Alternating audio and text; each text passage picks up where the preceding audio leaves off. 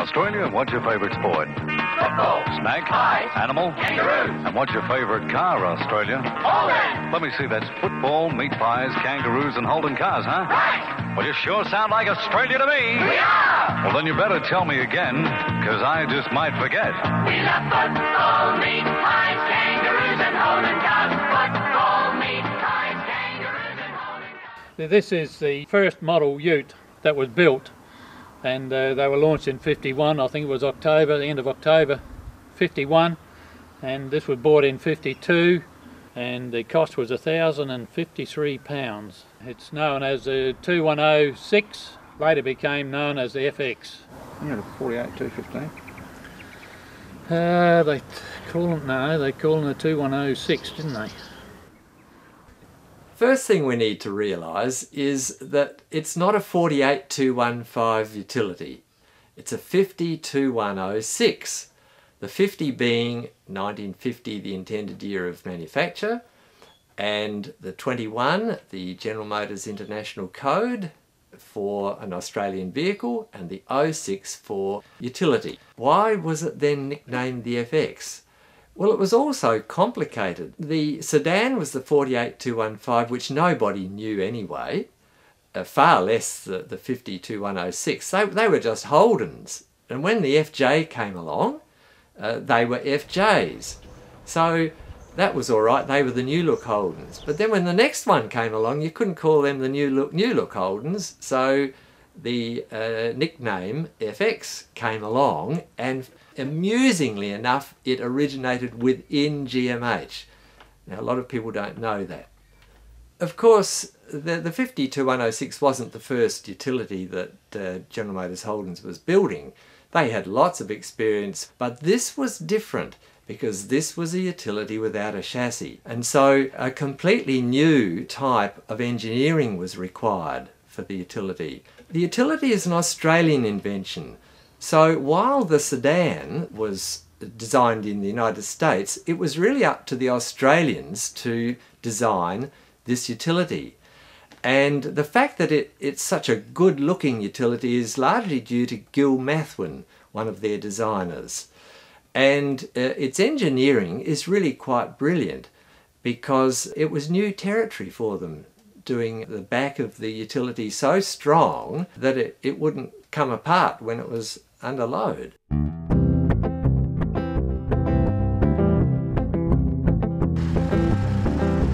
trapped in the jam, not the sweet sounds of the dwelling. Busy streets and strange sheep parading.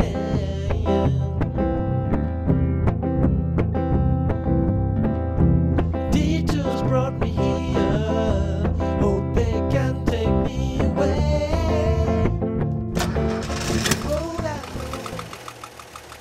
I'm Yolanda Cannizzaro, and I own this lovely FJ Ute, which I purchased as a rust bucket for $3,000, and I thought it was a great opportunity to restore this historical vehicle, and I'll treasure it till the day I die. Absolutely love it. Instead, I'll be best off moving on. The trees are too few and far between. Coming from a large family and working on the land, I found the Ute very useful carting things for the market gardening and farming that we did, and with the big family you can always pop them on the back of the Ute in those days and not worry about seat belts, which is a great way of travelling around. We are Holden's people. We've always been Holden's people all our lives, and I thought it'd be great to own something of this historical thing which belongs to Australia, believe it or not. I purchased it, had it restored, and have owned it for about 10 years now. I think they're a great machine. You can do so much with a Ute, especially on the market gardening and farming. You can always load it up with something, but I don't abuse it that way. I've just about got it in mint condition now. When I purchased the vehicle, the wood was rotted away, so we decided to put a floorboard back in to keep the original of the vehicle. A few years ago, I travelled to Ballarat with it with a group of people, and driving down in the main street, my brakes sort of gave way and nearly ended up in the local bank there, and thank goodness people that came with me came to my rescue, got the tow truck, loaded it up, and back to the workshop to be fixed so I could safely get back to Adelaide. But that was quite an experience with the FJ Ute, so it's really taken me around the States for a little while. It's just been wonderful owning this vehicle. I have a pride and joy, and it's nearly in mint condition, but it's just a fantastic vehicle. With the newer vehicles now, there's so much technology on them and electronical work, but with the FJ Utes, and they're not modified at all. They're just a beautiful machine. You hop in, start at any time of the day, in the cold weather, hot weather, regardless of what temperature. And it just purrs like a beautiful kitten once you get in there. Just drive along beautifully. Especially in the winter months when you think it's never going to start on you, but it just turns over beautifully. And it doesn't miss a beat at all. And it's a pleasure to get in there and go for a little drive. It's wonderful. Sunday morning I go and pick up the Sunday mail and just use it once a week or something, and just to turn the engine over. But it's been fantastic. G'day, I'm Brett. This is my Holden Ute. It's a 62 EK. I bought it about 3 years ago, and with the help of Fred from work, we've restored it over a period of about 6 months. It's still got the original engine in it. We took it out and gave it a coat of paint and did a few gaskets and stuff to stop the oil leaks. Yeah, I think it's been around the clock a few times, but still going strongly. When we got it, it was pretty run down. The interior was pretty well non-existent. It looked better than it was, but we ended up, we replaced a fair few panels, went a bit further than what we expected, but no, it's come out good. To a road I know where the birds sit on a telegraph pole. Once or twice a year I'll take it for a run just down the street or something like that. Yeah, I've got a young son who loves going in it, mainly because it's got no seatbelt, so he thinks that's pretty good. Yeah, we'll take him for a drive every now and then. Pretty uncomfortable actually.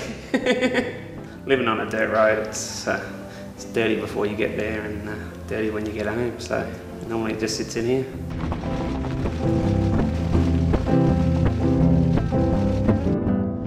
Been ever since I was a kid, you know, I've been into Holdens and never really followed Fords at all. Even racing cars and that kind of stuff, it's always Holdens. Haven't driven it in ages, but it still feels good to drive. Just want to tell you about the first Holden Ute sold to a customer in South Australia. He was a neighbour of ours, Mr.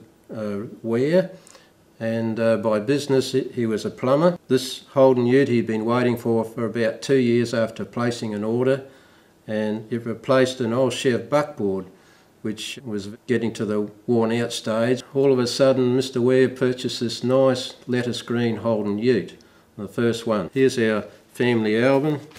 I was about 9 at the time. There it is, outside his house. He was actually sitting in the car, but he didn't like his photo taken by Mum, so he ducked underneath the steering wheel somewhere. Nice and shiny compared with the old buckboard it replaced. My brother and I were lucky enough to get an occasional ride in it. Along with his wife, we'd sit in the back and we'd have a great fun there, listening to the wind whizzing past. You were facing the way where you're looking backwards, so everything was whizzing past in reverse. But that didn't matter. It was such a free experience to be able to get in something that was safe, that you couldn't fall out of.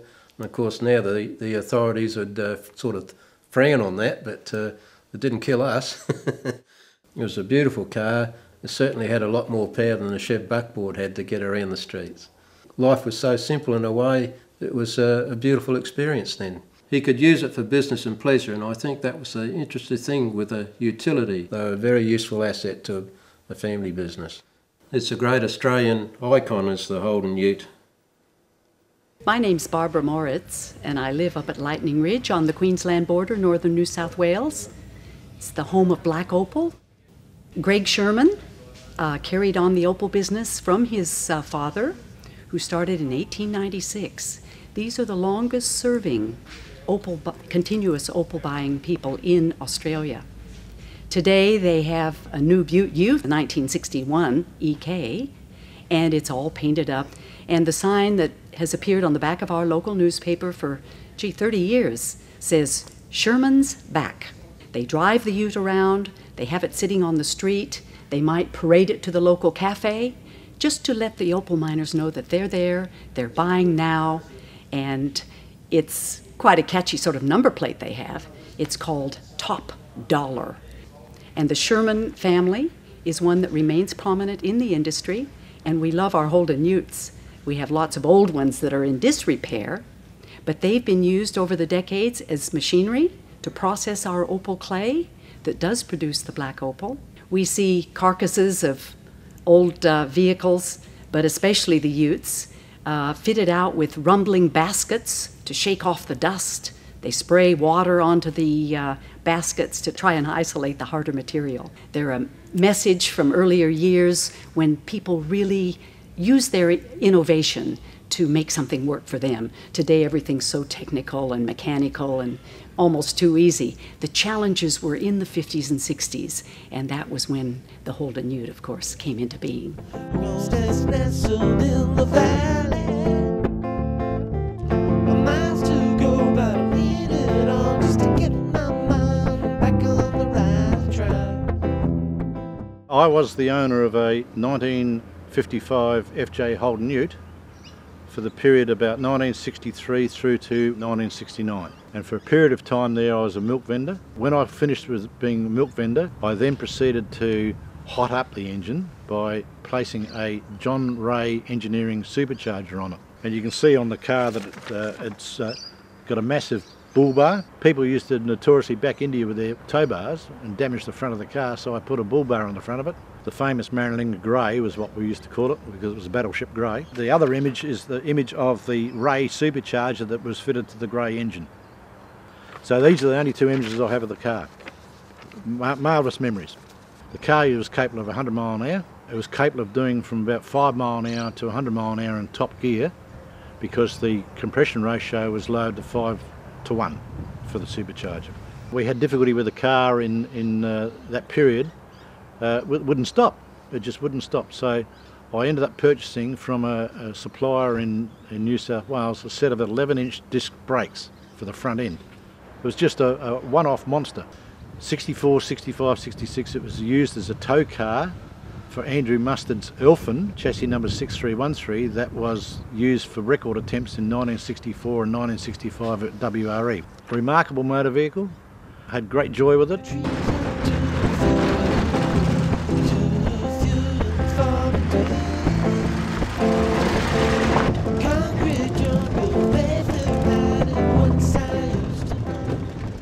This ute looks the way it does because it was taken off the road for about 20 years, stuck in a farm shed where it stayed, and then it went to a friend of mine's house under a tree for another couple of years, and nobody wanted it.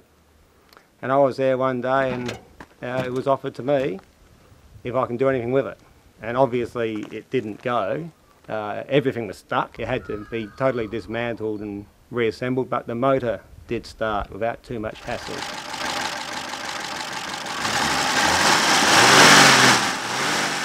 Then I thought, well, it's worth putting it on the road and registering it. I like the iconic rusty Holden Ute. Actually, everyone else does. It brings a smile to people's face. People actually laugh when they see this vehicle. It attracts a lot of attention. It drives really, really easy. My wife likes driving. The dog loves it. Usually when I get it out, he jumps in. The dog just loves sitting up there. You can see all the way around. The things I really like about this old Ute, I don't have to wash it. I don't have to worry about stone chips, and it makes people laugh. It brings a smile to people's face. I can drive it down the road, people will look at it, out of a normal gloomy day, they'll smile. And that's kind of special to me. It lives in a farm shed and it's got a resident mouse which comes and goes. Sometimes you're driving along, it just runs across the dashboard. Our family's probably always been a little bit pro-Holden, and in the early days I was pro-Holden with the old Holdens because they've always responded to restoration very well. The old saying, what's the old saying? An old Holden never dies, it just goes faster. Well, I don't know. In this case, perhaps not.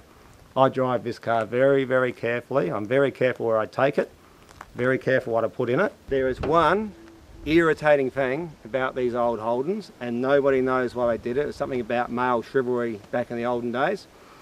They did not fit a lock to the driver's door. Only to the passenger door. Can you find out why?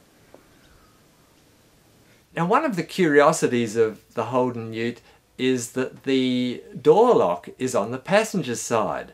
But make no mistake, it was the same with the sedan. And the reasons are very disputed. Some say, oh, this was a hangover because the Holden was designed in the United States and therefore the locks are so-called on the wrong side. But others say, no, it was a safety measure. It was deliberately done that way so that drivers would not open their doors on the roadside. They'd have to open them on the curbside. And others say, and it was a courtesy consideration too, that you'd let the lady in first before you got in yourself. But surely that wouldn't apply to a farmer out in the paddock or in the main street of the town. So I don't really know what the reason is. And don't think that this curiosity with the locks was unique to the 48-215 and 50-106. It took till 1968 before all models had locks on both sides. I love it how it does this, make that real... When you're driving through a little country town somewhere, a nice quiet day, just leave it in sort of top gear and the engine makes that typical 138 throbbing sort of noise. It's very, very nice sort of sound these engines make. People hear it before they see it, and then they laugh or smile, both. Kids run, usually. I just love my old rusty Holden Ute. It's a real Aussie icon. Everybody loves it, and I just like to say it is not for sale, because I've had a lot of offers for this vehicle. It's the funniest thing. It doesn't look like much, but obviously it strikes a chord somewhere. I love my Holden FJ Ute, which I've had restored to my mint condition, and I'll treasure it till the day I die, and it's fantastic. In my 50 years of driving, I've had a total of 7 Holden cars. Yeah, it's only about Holdens. Purrs like a kitten, it's just beautiful. I really like the colour actually, and it looked good. It's a fantastic machine that I proudly own, and it's Australian owned, it's an original. The coupe utility is an Australian invention. It made such a change to our lives from that very first experience we had in this Holden Ute. I've had a string of old Holdens when I was a strapping young man. My interest in Holdens began when I was 9 years old, and that's 1948 when the Holden was announced, and it was love at first sight. And so over the years I collected anything that related to those vehicles. I always looked upon the Holden cars as a car that I'd like to own. It started in childhood. It's just fantastic. You don't have any trouble with them at all. No, it was a beautiful car, and I always remember my first ride in something really nice. Remarkable motor vehicle.